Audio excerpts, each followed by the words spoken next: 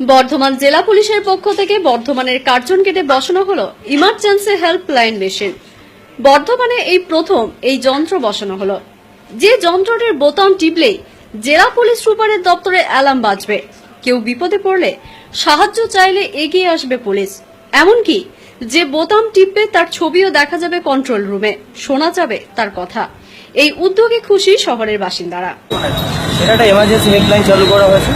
যদি কোনো সময় কেউ বিপদে পড়ে আমাদের বড় সাহেব এসপি সাহেবের নির্দেশে বসানো হয়েছে এবং এটি আশা করছি যে যদি কোনো রাস্তায় রাত্রিবেলা বা কোনো নির্জন অবস্থায় কেউ বিপদে পড়ে তারা এতে অনেক উপকৃত হবে। সেই বাটনটা প্রেস করলে সঙ্গে সঙ্গে আমাদের কন্ট্রোলের সাথে তার যোগাযোগ হবে এবং সে ডাইরেক্ট কথা বলতে পারবে, তার ছবিও আসবে এবং বিপদের বর্ণনা দেবে, সঙ্গে সঙ্গে তাকে রেস্কিউ করা হবে। সেটার জন্য কি ইঞ্জিনিয়াররাও এসেছিলেন? মানে ওনারা একটা ডেমনস্ট্রেশন করলেন, নিজেরা একটা ডেমো করলেন, দেখলেন যে যন্ত্রটা ঠিকঠাক চলছে। আমাদের সুবিধা হলো এটাই যে মানুষের নিরাপত্তা বাড়লো।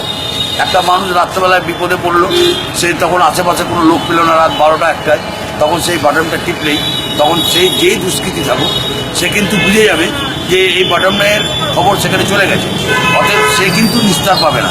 বর্ধমান থেকে পিন্টু প্যাটেলের রিপোর্ট, চ্যানেল 99।